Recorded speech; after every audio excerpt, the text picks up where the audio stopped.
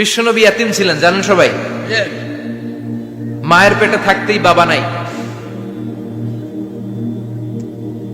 6 বছর বয়সে মা নাই, দাদার কাছে মানুষ হলেন। 8 বছর বয়সে দাদাও নাই, চাচার কাছে মানুষ হলেন। তার মানে ইয়াতিম ছিলেন, ঠিক কিনা?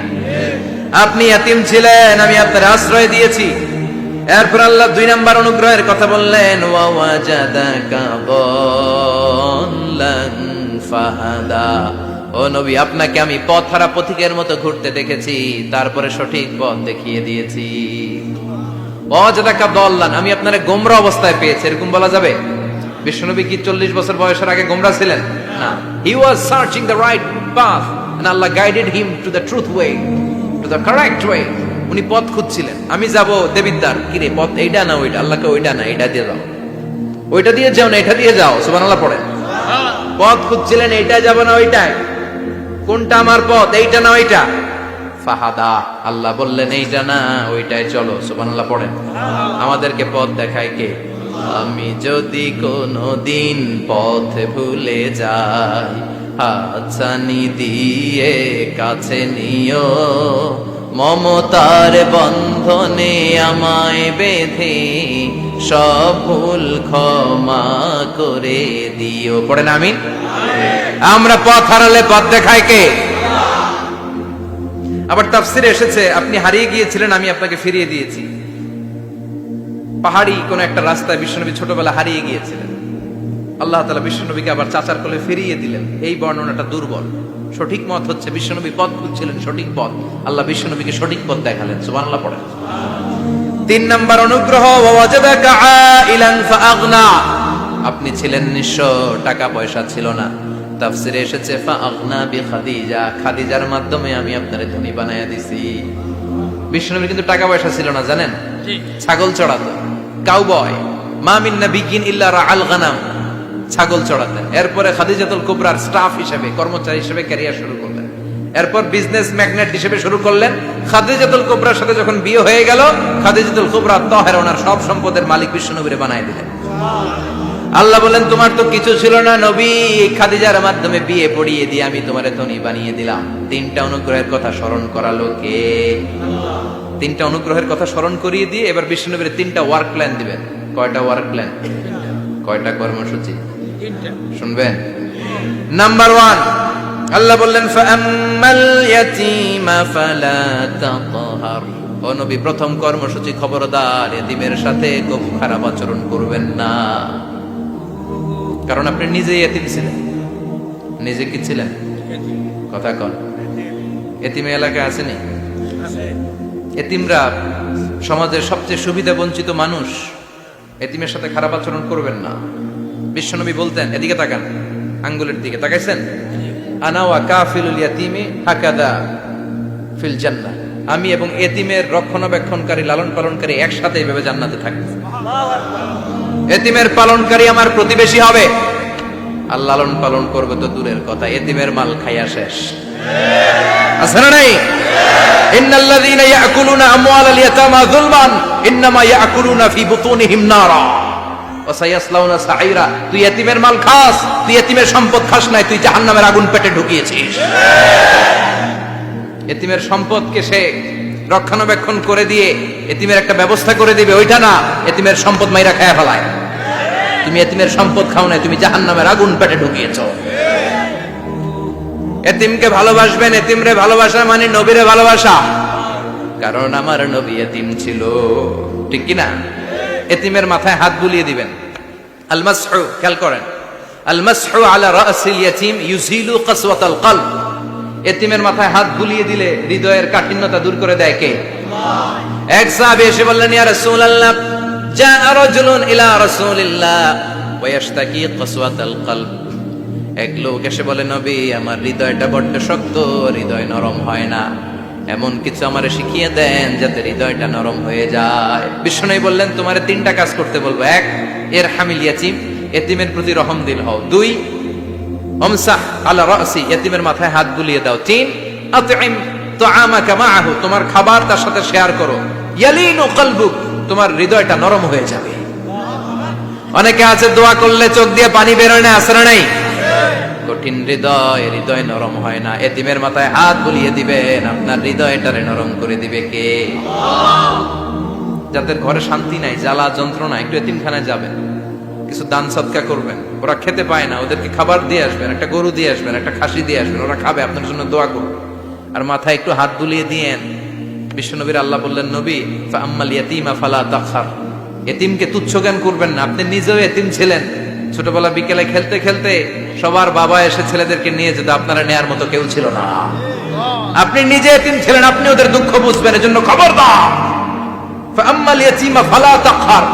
বিশ্বনবীর আল্লাহ ধমক দিয়ে বলে, ফালা তাখহার, এতিমদের প্রতি কঠোর হবেন না, তুচ্ছ জ্ঞান করবেন না, এতিমের সাথে রূঢ় আচরণ করবেন। এতিমের সাথে রূঢ় আচরণ করা কবিরা গুনাহ। এদের নামে আল্লাহ কোরআনে একটা সূরা দিয়েছেন, আল মাউন। আরাআইতাল্লাযী ইউকাযযিবু বিদ্দীন, পড়েন, ফাযালিকাল্লাযী ইয়াদুউল ইয়াতীম। ইয়াদুউল ইয়াতীম, আপনি কি দেখেন নাই? ওরা দিনকে অস্বীকার করে আর ওরা এতিমকে ঘাড় ধাক্কা দিয়ে বের করে দেয়। এতিমের সাথে যারা খারাপ আচরণ করে এরা কখনো ভালো মানুষ হতে পারে না। এজন্য এতিমের সম্পদ অন্যায়ভাবে আত্মসাৎ করা যাবে না। এতিমের মাথায় হাত বুলিয়ে দিলে হৃদয়টারে নরম করে দেয় কে? বিশ্বনবী এতিম ছিলেন, তাই এতিমের দরদ বিশ্বনবী ভালো বোঝেন। এজন্য বিশ্বনবীর প্রথম ওয়ার্ক প্ল্যান, কর্মসূচি দিলেন, ফাআম্মাল ইয়াতীমা ফালা তাকহার। খবরদার, নবী এতিমের সাথে কখনো খারাপ আচরণ করবেন। 2 নম্বর কর্মসূচি, ওয়া আম্মাস সাইলা ফালা তানহার। ও নবী, যারা সাইল, যারা ফরিয়াদি, যারা ভিক্ষুক, কখনো তাদেরকে ধমক দিবেন না। ভিক্ষুককে ধমক দিয়েন না, ফিরিয়ে দিয়েন না। আমরা ভিক্ষুককে ধমক দেই, ফিরিয়ে দেই। গাড়ির মালিক গাড়িতে বসে আছে, রাস্তায় জ্যাম, কিছু ভিক্ষুক এসে স্যার 2টা টাকা দেয়, ধমক দেয়, আসরা নাই? ও ভাঙ্গা থালা হাতে নিয়ে দাঁড়িয়ে আপনার কাছে টাকা যায়। আপনি বড় সাহেব, ওরেও বড় সাহেব বানাইতে পারতো কে? ওই ভাঙ্গা থালাটা আপনারে হাতে দিয়ে রাস্তায় নামাইতে পারতো কে? এই কাজটা করতে আল্লাহর কয় সেকেন্ড লাগে? এজন্য ফাআম্মা সাইলা ফালা তানহার, খবরদার, ফরিয়াদি ভিক্ষুককে তাড়িয়ে দিয়েন না। যতটুকু পারেন দেন। বিশ্বনবী কখনো কোনো ফরিয়াদিকে তাড়িয়ে দিতেন না। সুবহানাল্লাহ পড়েন। যে বিশ্বনবীর কাছে এসে কিছু চাইতো, বিশ্বনবী দিতেন। বিশ্বনবী কখনো কাউকে ফিরিয়ে দিতেন না। বিশ্বনবীর কাছে চাওয়া মাত্র বিশ্বনবী দিতেন, না বলতে জানতেন না। সুবহানাল্লাহ পড়েন। না, এটা কেমন করে বলে বিশ্বনবী জানতেন না। একবার এক সাইল এসে বললে, ইয়া রাসূলুল্লাহ আ'তিনি কামিসান, আমাকে একটা জামা দেন। বিশ্বনবীর গায়ে তখন একটাই জামা। কয়টা? বিশ্বনবী কি আর করবেন, না তো করতে জানেন না, নিজের জামাটাই খুলে দিয়ে দিলেন। এখন বিশ্বনবীর গায়ে কয়টা জামা? কয়েকটা। কয়টা? কোনো জামা নেই। ছিল কয়টা? ওইটাই তো দিয়ে দিস। আল্লাহ বিশ্বনবীরে বললেন, ওয়াল্লাযীনা ইযা আনফাকু লাম ইউসরিফু ওয়া লাম ইয়াকতুরু ওয়া কানা বাইনা যালিকা কাওয়ামা। মুমিনদের বৈশিষ্ট্য হবে এমন, যখন দান করবে, দান করতে যে অপচয় করবে না, কিপটামিও করবে না, মাঝামাঝি। সুবহানাল্লাহ। মানে বুঝালেন নবী, আপনার যদি 2টা জামা থাকতো না হয় একটা দিতেন। ছিল কয়টা? তো ওইটা যে দিয়েছেন আপনি গায়ে দিবেন কি? কি নবী ছিল? একটা ছিল, একটাই দিয়ে দিয়েছে। সুবহানাল্লাহ পড়ে। এজন্য যারা সাইল, ফরিয়াদিদেরকে তাড়িয়ে দেওয়া যাবে না। উপরের হাত নিচের হাতের চেয়ে উত্তম। যারা দান করে, যারা সাইল ফরিয়াদিদেরকে দেয়, ভিক্ষুকদেরকে যারা দেয়, তাদেরকে পছন্দ করে কে? দে যাকাত, দে যাকাত, তোরা দে রে যাকাত, তোর দিল খুলবে পরে, আগে খোলো খাত। দে যাকাত, দে যাকাত, তোরা দে রে যাকাত। ঠিক কিনা? দানশীলদের পছন্দ করে কে? আল্লাহ কৃপণদেরকে পছন্দ করে না। আল্লাহ দানশীলদেরকে পছন্দ করে। ডান হাত যা দান করে, বাম হাত তা জানে না। তার মানে গোপন দান। কি দান? গোপন দান আল্লাহর কাছে প্রিয়। গোপন দান আল্লাহর ক্রোধকে প্রশমিত করে, কমিয়ে দেয়। আপনার কোনো পাপ কাজের কারণে আল্লাহ যদি আপনার উপর রেগে থাকে, আপনি গোপন কিছু সদাকা করবেন, দেখবেন আল্লাহর রাগ কমে গিয়েছে, আল্লাহ আপনার উপর খুশি হয়ে গিয়েছে। সুবহানাল্লাহ পড়েন। কিন্তু লোক দেখানো যদি 1 কোটি টাকা দেন,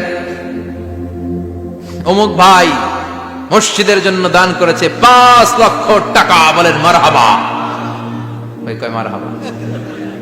এই যে মারহাবা মার্কা যে দানটা, এটাতে কোনো সওয়াব যদি যদি তার মনের ভিতরে এই ইন্টেনশন থাকে যে আমারে মারহাবা বলবে, আমাকে হাতেম তায়ের চাচাতো ভাই বলবে, আমাকে দানবীর সমাজসেবক বলবে, শিল্পপতি বলে তাকবীর দিবে, ঘোষণা দিবে, এই ইন্টেনশন নিয়ে যদি থাকে, এই 5 লক্ষ টাকায় কোনো কানা পরিমাণ সওয়াব হয়েছে, এটারে মিজানের পাল্লায় তুলে দিলে কিয়ামতের দিন কোন ওজন হবে?